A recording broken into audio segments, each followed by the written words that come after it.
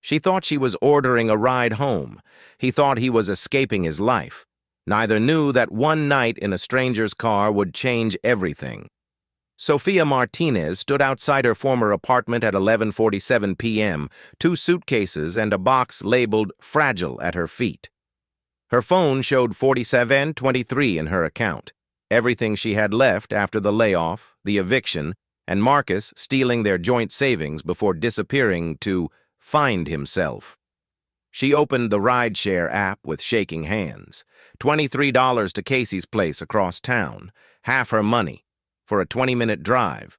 She pressed confirm. Her phone buzzed. Marcus again.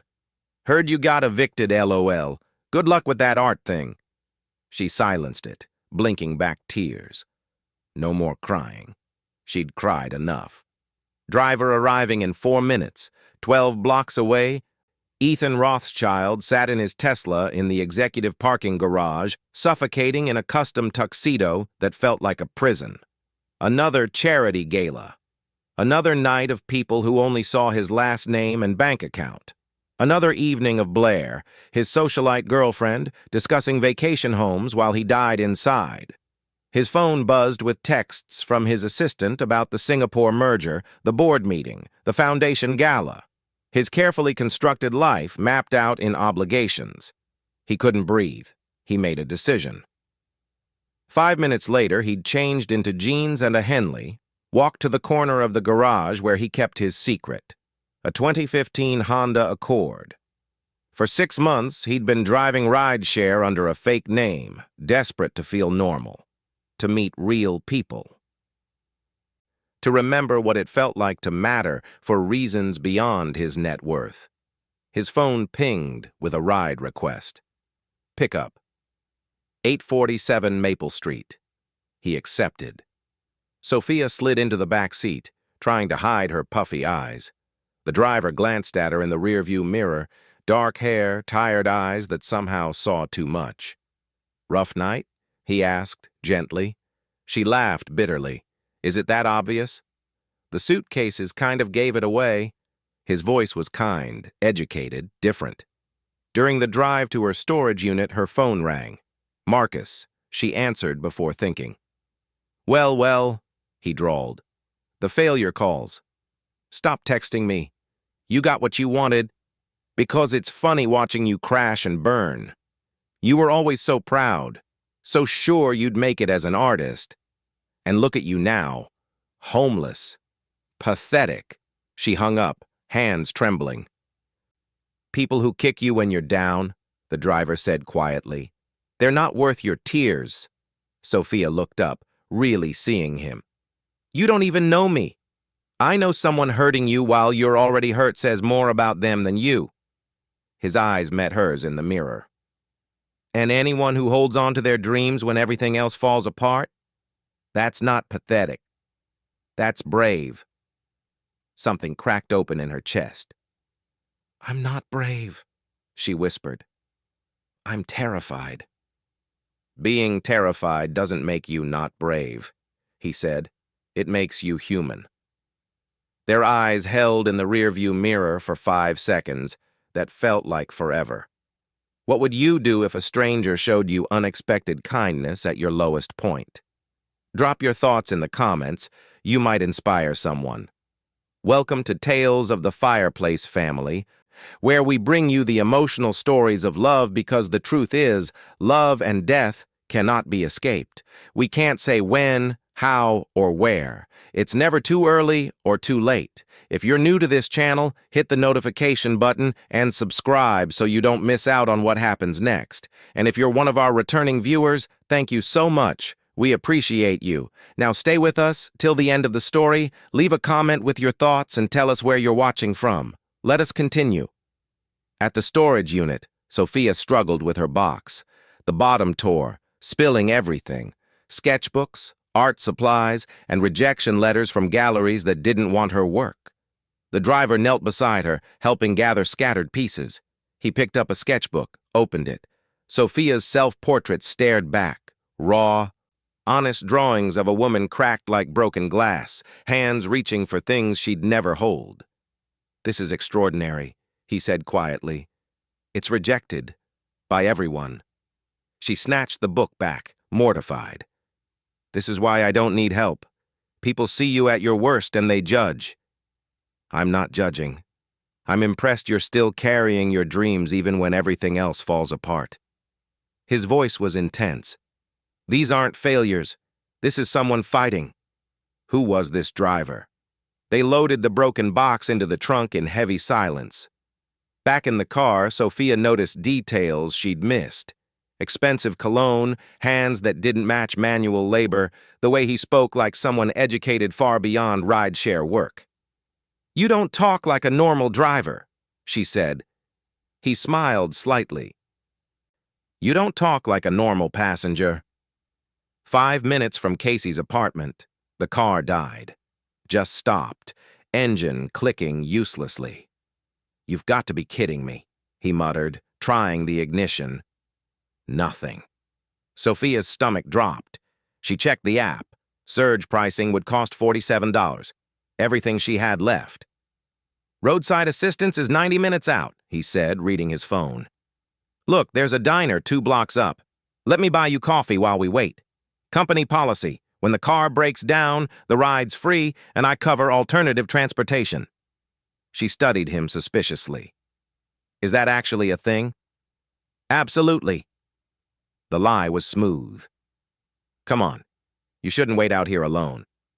In the fluorescent glow of Manny's 24-hour diner, sitting across from each other in a worn booth, something shifted. He ordered coffee and chocolate cream pie for them both. Tell me about your art, he said. And somehow, Sophia found herself talking. Really talking. About her mother who died when she was 16. About working 3 jobs through art school. About Marcus stealing everything and leaving her with nothing but dreams everyone said weren't worth having.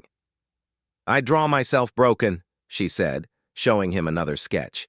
Because I'm trying to be honest. Trying to show that cracks aren't failures. They're proof you survived. His eyes were intense. That's the most beautiful thing I've heard in years. You're easy to talk to, Sophia said. Why do you drive for a rideshare? He was quiet for a long moment. I like meeting people. Reminds me what matters. Then, softer, I know what it's like to feel invisible. To be surrounded by people who only see what they want from you, never who you actually are. The weight in his voice matched her own pain. What do you do when you feel invisible? She asked. This. I drive. Go somewhere no one knows me. Try to remember what it feels like to be real. Does it work? His eyes locked on hers. Tonight it did. The moment stretched between them. Fragile, electric, impossible. Then Sophia's phone lit up with a notification. A social media post from someone named a Chelsea Scene Queen. OMG Ethan Rothschild playing dress-up as a rideshare driver again. Billionaire bingo. Attached was a photo. Of him. Of the Honda. With the caption identifying him as heir to the Rothschild real estate empire. Sophia's blood turned to ice. She looked from the phone to his face and watched him realize she knew. You're... Her voice shook. You're Ethan Rothschild? The billionaire? His face went pale. Sophia, I can explain. You lied to me? I didn't lie, Ethan started. You let me pour my heart out. Sophia stood so fast the booth shook. I told you about rich people not seeing us, about struggling, about... Her voice cracked. Was this fun for you?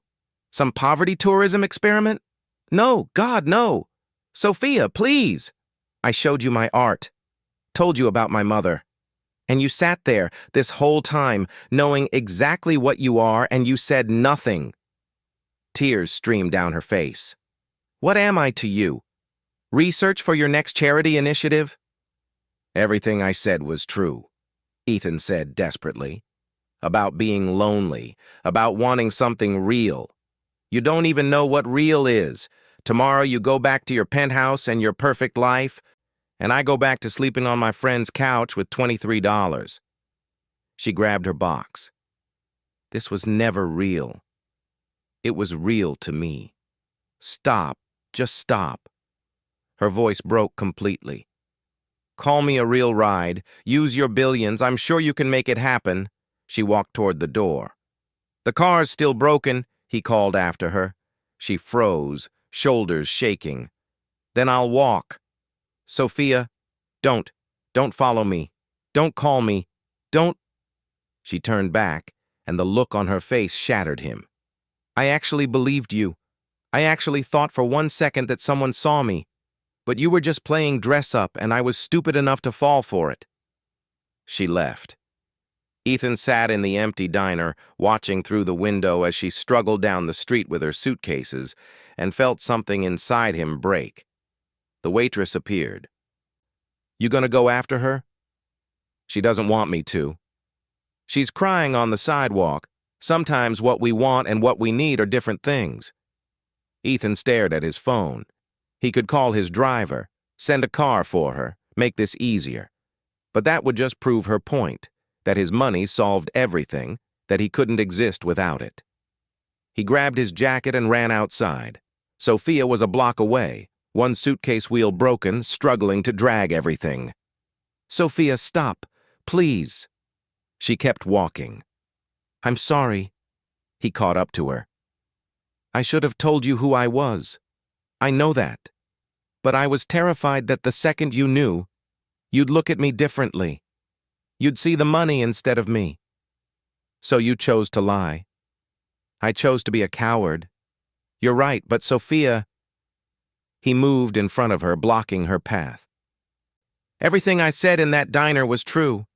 About being lonely. About you being the realest thing I've felt in years. I wasn't playing dress up. I was trying to remember who I am underneath all the expectations and obligations. And who are you? She asked bitterly. Because right now, you just look like every other rich guy who thought the poor girl would be grateful for his attention. The words hit like a physical blow. That's not... Ethan's voice broke. That's not what this is. But I understand why you'd think that. I understand why you can't trust me. So I'm not going to force this. But Sophia, I meant every word. And if you ever want to give me a chance to prove it, my number's on the rideshare app. He stepped aside, letting her pass. She walked away without looking back, and Ethan stood on that empty street, watching the only real thing he'd felt in years disappear into the night. Sophia made it 2 more blocks before her suitcase wheel finally gave out completely. She stopped under a streetlight, exhausted, furious, and fighting the urge to call him back. Her phone buzzed. A text from an unknown number. Unknown. This is Jennifer, Mr. Rothschild's assistant. A car is waiting at the corner of 5th and Madison to take you to your destination. No charge, no strings, just safe passage. Sophia wanted to refuse out of pride. But it was nearly 1 a.m. She was stranded, and Casey lived 40 minutes away on foot. She looked back. Ethan was still standing where she'd left him, watching. Sophia, tell your boss thank you, and tell him to lose my number. She got in the black sedan.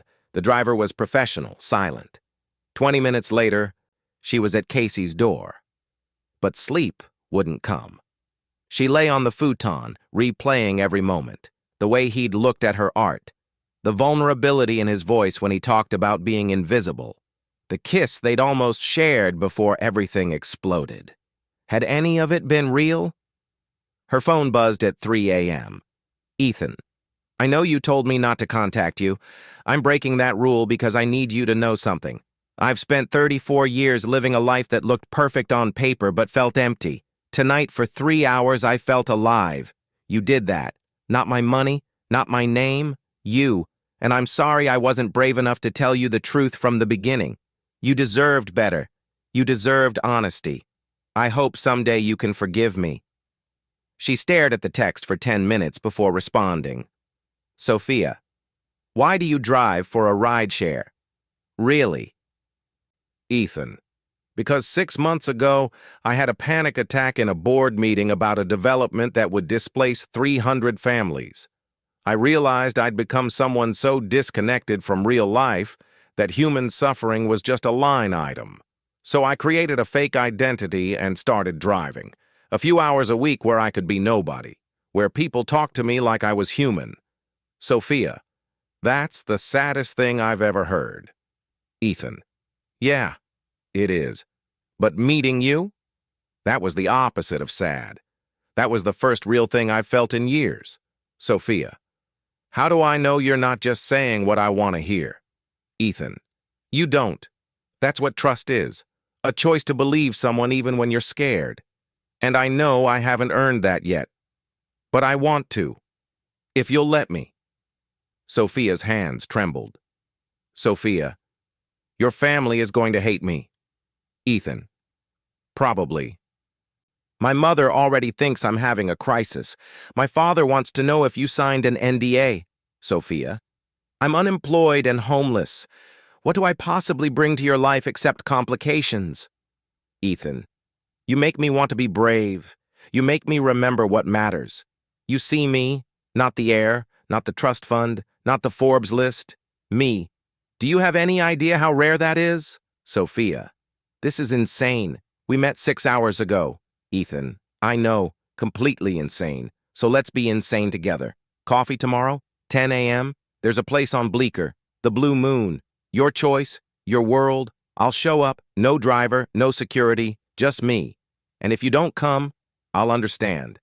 But I really hope you come. Sophia stared at the text until her vision blurred. Then she typed, Sophia, 10 a.m. But Ethan, if you lie to me again, we're done. Forever. Ethan, deal. No more lies. Only truth. I promise.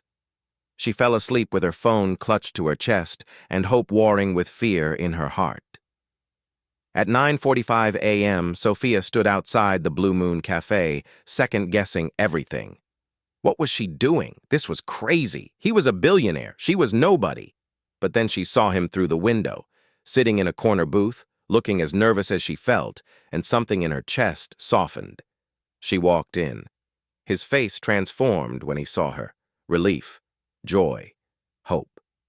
You came, he said, standing. I came.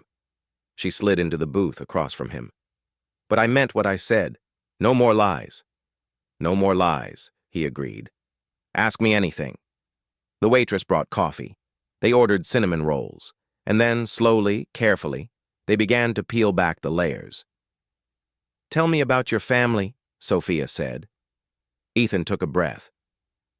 My grandfather came from Italy with $17, built an empire from nothing. My father expanded it. Now it's my turn, except... He paused. I wanted to be a teacher, history, but my father laughed when I told him. Said personal dreams were luxuries we couldn't afford when hundreds of employees depended on us. So you gave up your dream. I told myself I was being responsible, but really, I was just scared to disappoint him. He met her eyes. Until last night. Until you asked if I would have noticed you on a different night, and I realized I've been living half a life for so long, I forgot what a whole one felt like. Sophia's throat tightened. My mother used to say the scariest thing you'll ever do is live the life you actually want instead of the life everyone expects. She stirred her coffee. She died when I was 16. Cancer. And I've spent the last 11 years trying to honor her memory by pursuing art. But somewhere along the way, I started telling myself that if I'm not suffering, I'm not a real artist. That accepting help makes me weak.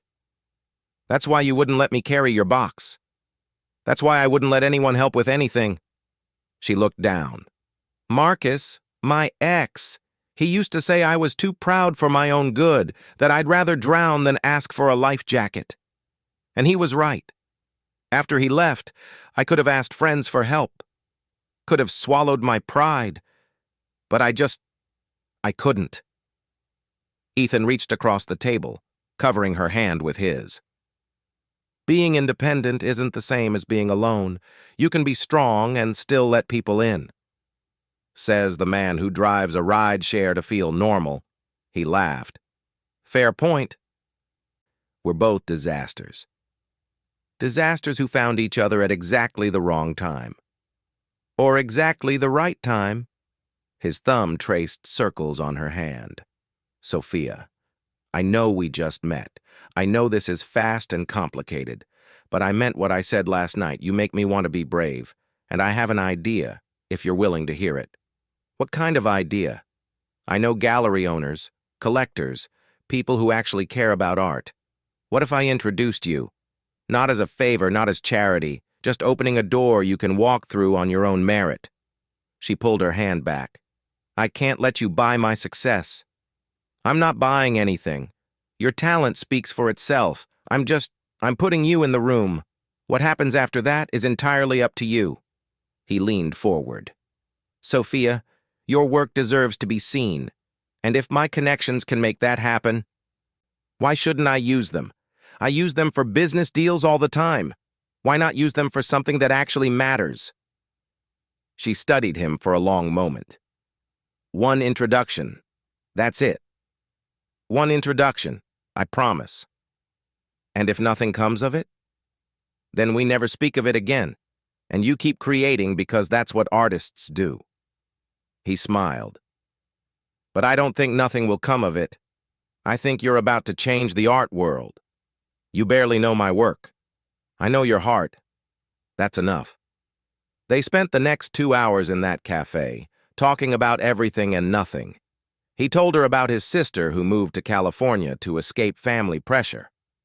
She told him about the truck stop where her mother worked, how she'd draw on napkins during her mom's shifts. When his phone buzzed, his mother calling, he silenced it without looking. You can take that, Sophia said. She wants to tell me I'm making a mistake, that you're using me, that I need to think about the family reputation. He set the phone face down. But I'm not interested in her opinion right now. I'm interested in yours, in getting to know you, in figuring out if this crazy thing between us has a chance. And if your family never approves? Then they don't approve. His voice was steady. I'm 34 years old. I've spent my entire life making choices based on what other people wanted. For once, just this once, I want to choose what I want, and I want you. Sophia felt tears threaten. This is terrifying. I know. But let's be terrified together, one day at a time, starting with today. She smiled through the tears. Okay, today. They left the cafe hand in hand, and Ethan asked, Show me your favorite place in the city? The Brooklyn Botanical Gardens. There's a section with Japanese maples. It's beautiful this time of year. They took the subway. Ethan insisted, wanting the full experience. Standing, pressed together in the crowded car, Sophia asked, When's the last time you rode the subway? College, maybe. My grandfather used to take me when I was a kid. Said I needed to remember that most people don't have drivers. At the gardens, the trees were gold and crimson and orange, like the world was on fire with beauty. They walked in comfortable silence until Sophia pulled out a small sketchbook. Can I draw you? She asked. Me? The real you, not the polished version everyone sees. She sketched while he sat beside her, and when she showed him the finished drawing, his breath caught. It was his face, but softer, vulnerable. The way he looked at her, with hope and wonder and something that looked a lot like love. That's not how I look, he said quietly. That's exactly how you look. When you look at me. His throat tightened.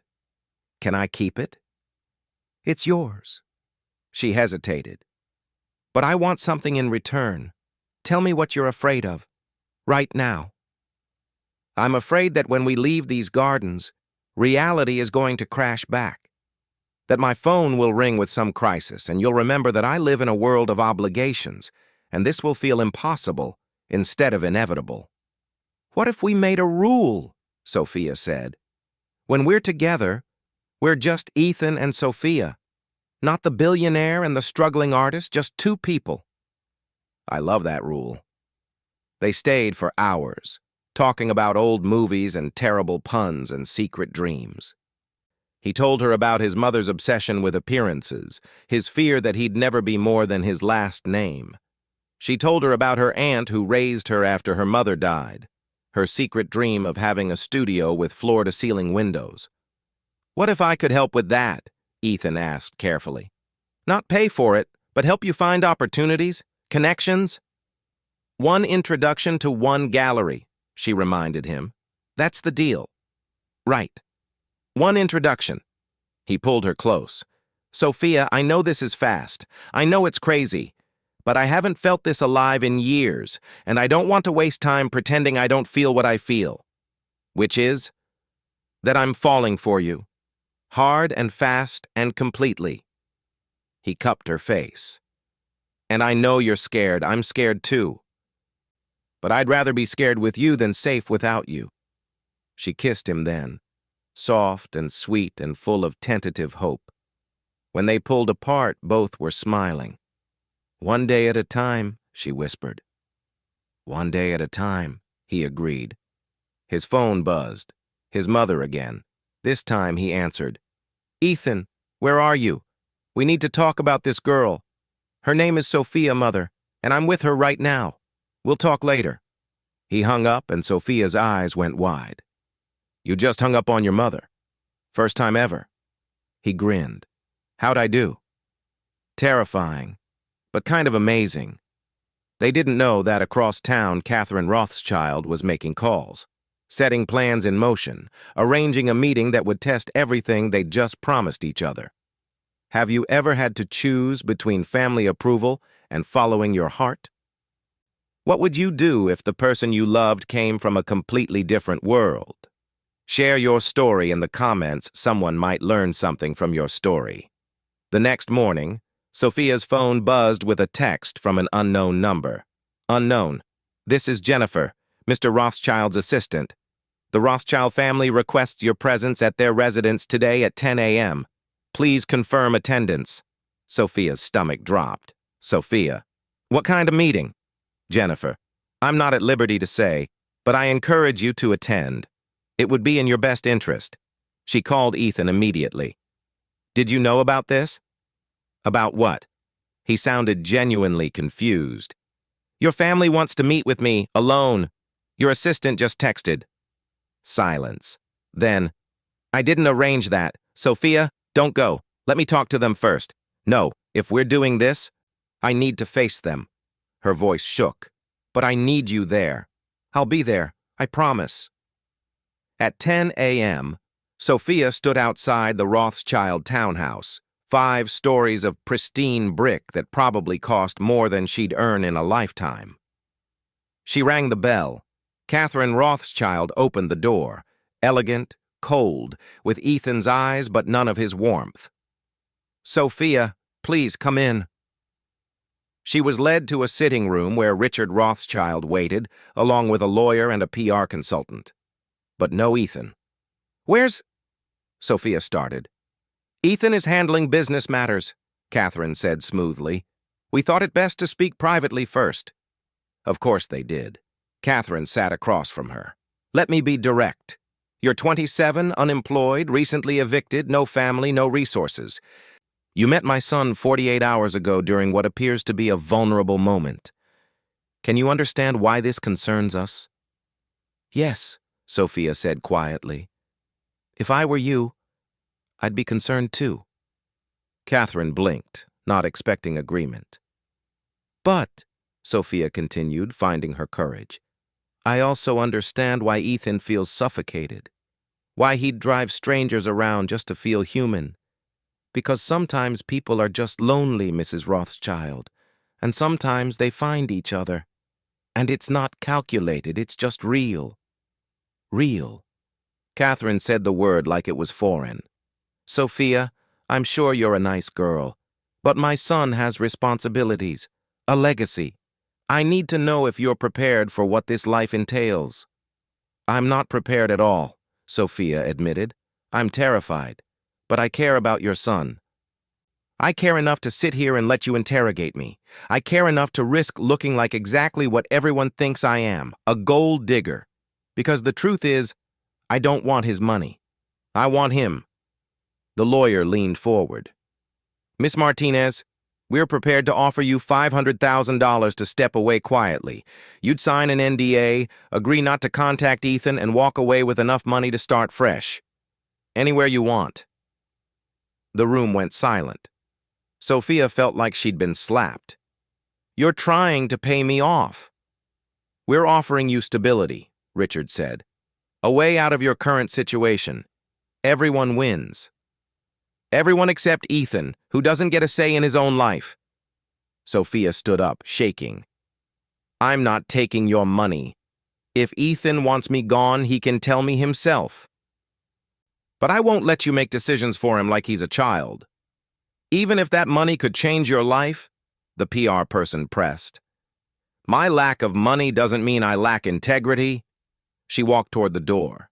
"You don't know me. You don't know what's in my heart. And you know what? Maybe I'm not good enough for your son. Maybe I am the disaster you think I am. But that's for Ethan to decide, not you." She left before they could respond. Outside, she made it 2 blocks before she broke down crying. Her phone rang. Ethan. "How did it go?" he asked. "Where were you?" Her voice shook. "Your parents said you were handling business. They ambushed me, Ethan, offered me money, called me a gold digger without saying the words. And you weren't there." Silence. "What?" "I'm at the office. I've been in meetings all morning. Sophia, I didn't know. I swear I didn't know." "They said you'd speak to me privately, that this was planned." "They lied." She heard rage in his voice. "I'm leaving right now. Where are you?" "Maybe they're right," she whispered. "We met 2 days ago and I'm already destroying your family. How is this supposed to work?" "Sophia, don't. I can't be the reason you lose everything. I can't watch you sacrifice your life for someone you barely know." She was sobbing. "This is insane. We're insane." "Then let's be insane together." "No. Stop making this romantic. Your mother is right. We need space, time, perspective. We need to think clearly instead of just feeling." "I don't want to think clearly," Ethan's voice broke. "I want to feel this. I want to choose you." "You can't choose me over your entire life," Sophia screamed. "That's not fair to you, to them, I can't do this. I'm sorry. I'm so sorry, but I can't." She hung up, turned off her phone, and sat on the sidewalk, crying for the love that almost was. Ethan stood in his office, staring at his phone like it had just exploded. She'd hung up, ended it, and his family had ambushed her while he was sitting in a useless board meeting about quarterly projections. He grabbed his jacket. "Mr. Rothschild, the Singapore deal—" Jennifer started. "Cancel it. Cancel everything." He was already moving toward the elevator. "I don't care about Singapore. I care about the woman I love, and I wasn't there when she needed me." He drove to his parents' townhouse, stormed inside without knocking. Catherine and Richard were in the study, looking entirely too pleased with themselves.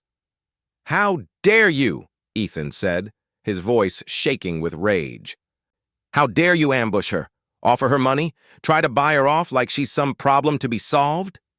"We were protecting you," Catherine started. "You were controlling me, like you've controlled every aspect of my life since I was born."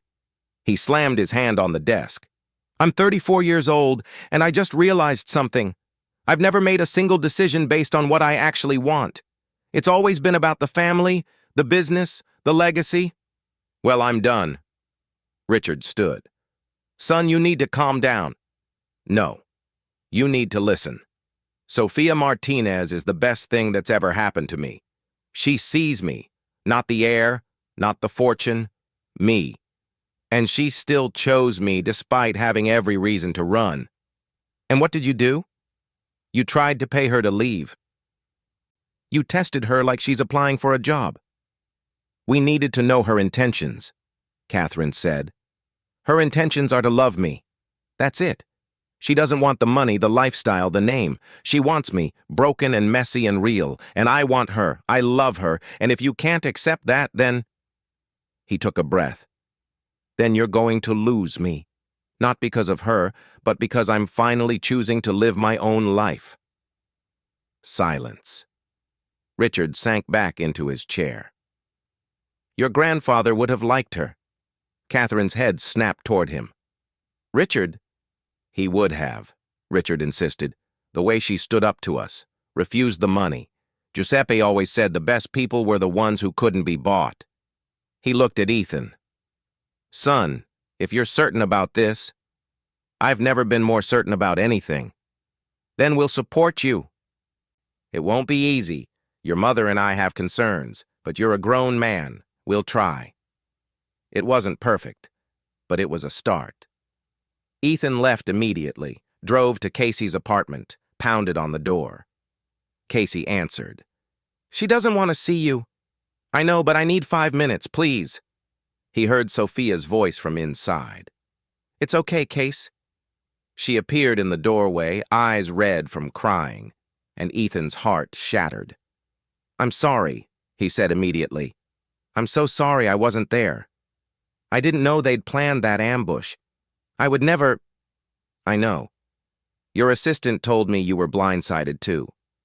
Sophia, I went to my parents' house, told them I choose you, that if they can't accept this, they'll lose me. And they're trying. They're going to try. Ethan, let me finish. Please. He stepped closer. You asked how this is supposed to work. Here's how. We choose each other. Every single day. Even when it's hard. Even when my family pushes back and the world has opinions and logic says we're moving too fast. We choose each other anyway. What if we're making a mistake? Then we make it together. He took her hands. I love you, Sophia Martinez. I know it's been 2 days. I know it's insane. But I love you. I love your art and your courage and the way you refused $500,000 because your integrity matters more than comfort. I love that you see me. Really see me. Tears streamed down her face. I love you too. And it terrifies me. Good. Being terrified means it matters. He pulled her close. So here's what I'm asking. Give us a real chance. Not just today, but every day after. 1 day at a time. And if it doesn't work, at least we tried. At least we were brave enough to fight for something real. She looked up at him, this billionaire who'd driven a ride share to feel human, who'd stood up to his family for her, who'd shown her that maybe fairy tales could happen to broke girls from Brooklyn. 1 day at a time, she whispered. 1 day at a time, he agreed. She kissed him then, soft and desperate and full of promise. And in that moment, standing in Casey's doorway, 2 people from impossible worlds decided to build a bridge. It wouldn't be easy, but it would be real. And that was enough. 6 months later, Sophia stood in front of the floor-to-ceiling windows of the Anderson Gallery, the same gallery that had rejected her a year ago, and couldn't quite believe this was real. Her art, her self-portraits, her broken, beautiful pieces hang on pristine white walls with plaques reading Sophia Martinez, Fragments of Survival Collection. Her first solo exhibition, and it was packed. Stop looking so shocked, Casey said, handing her champagne. Your work is incredible. People came because your talent is extraordinary, a voice corrected. The gallery director, Ms. Chen, smiled warmly. Yes, Mr. Rothschild made the introduction. But I spent 2 hours with your portfolio before saying yes. This is your victory, Sophia. Own it. Sophia felt tears threaten. 6 months ago, she'd been sleeping on Casey's futon with $23. Now she had a solo show, 3 pieces sold, and a waiting list of buyers. There you are. Ethan appeared, devastating in a simple black suit. He kissed her softly, not caring who watched. How are you feeling? Like I might throw up. That's exactly how I felt before my first board presentation. Except this is more important. This is your heart on display. He squeezed her hand. And everyone here is going to see what I saw that first night. The evening blurred. Collectors asked about her technique. A woman bought the cracked mirror self-portrait and said it reminded her of surviving cancer. "Sometimes being broken is proof you're still here," she said through tears. Then a young woman approached, maybe 22, clutching a worn sketchbook. "Miss Martinez? I'm Emma. Your work saved me. I've been in a really dark place, and seeing someone turn pain into beauty made me feel less alone, made me want to keep trying." Sophia's chest tightened. "Can I see your sketchbook?" Emma handed it over, raw drawings of a girl fighting through darkness. Grief, hope. "These are stunning. Are you in art school?" "I can't afford it. I work at a coffee shop and draw when I can." Sophia looked at Ethan. He was already pulling out his phone. "What if there was a scholarship?" Sophia asked carefully. "For emerging artists who show promise but lack resources?" Emma's eyes widened. "Those are so competitive." "The Rothschild Foundation is launching a new arts initiative," Ethan said. "Full tuition, supplies, living expenses. We're announcing it next week, but I think we've found our first recipient." Emma burst into tears, and Sophia hugged her tight. After she left, Sophia turned to Ethan. "A scholarship program?" "The Giuseppe Rothschild Memorial Scholarship for Emerging Artists. The board approved it last month. My grandfather would have loved that his legacy includes supporting people like you, like Emma. We're doing this together? Everything together." He pulled her close. "That's the deal, remember?" Later, Richard and Catherine arrived. The relationship was still complicated. Catherine remained reserved, Richard more warm, but they were trying. Catherine had sent flowers when Sophia landed the show. Richard called once a week to ask about her work. "We'd like to purchase a piece," Catherine said. "The one titled Bridge." The painting showed two figures reaching across a chasm, building a fragile bridge of light between them. It was about her and Ethan. "It's available," Sophia managed, "and I'd be honored." After they left, Ethan pulled Sophia into a quiet corner. "I have something for you." He pulled out a small velvet box. Sophia's breath stopped. "6 months ago, you got in my car, and my entire life changed." He opened the box, revealing a simple, elegant ring. "You showed me what it means to be brave, to fight for something real, to choose vulnerability over safety. Sophia Martinez, I don't want just today with you. I want every day, every tomorrow. Will you marry me?" She couldn't speak through the tears, could only nod frantically. "That's a yes?" "Yes!" She laughed through sobs. "Yes, yes, yes!" He slipped the ring on her finger, and they kissed, while the gallery erupted in applause around them. Casey was crying. The gallery director was beaming. Even strangers were cheering. "Best ride of my life," Sophia whispered against his lips. "Mine too," Ethan said. "And it's just beginning." What's your unexpected moment that changed everything? Have you ever had to fight for love when everyone said it was impossible? Drop your story below. Your words might inspire someone to stay brave. Because the most beautiful love stories often start with a simple ride home. 2 years later, the documentary crew filmed in Sophia's studio as she and Ethan sat side by side, hands intertwined. "So what's the secret?" the interviewer asked. "How does a billionaire and a formerly struggling artist make it work?" "Honesty," Sophia said. "When we're scared, we say it. When we're struggling, we admit it. And we keep choosing each other," Ethan added. "Every single day. Love isn't a feeling you coast on. It's a choice you make over and over." Any advice for people watching who might be struggling? Sophia looked directly at the camera. Your circumstances don't define your worth, and sometimes the moment that changes everything comes when you least expect it, when you're at your lowest, when you've given up hope, when you're just trying to get home. Stay open to possibility. Stay brave enough to be vulnerable. Your story isn't over. The best chapters might be waiting just around the corner. After the crew left, Ethan turned to her. You know what today is? Wednesday? It's the 4-year anniversary of the night you got in my car. Sophia smiled. Best malfunction ever. Agreed. He kissed her forehead. Thank you for the ride home. Thank you for seeing me.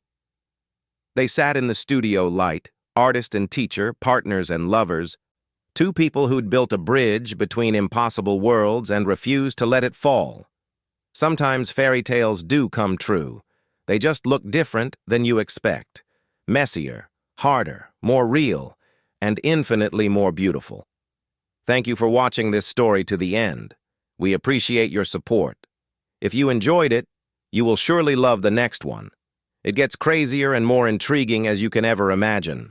So do check it out. Click on the image showing on your screen right now to watch the next one.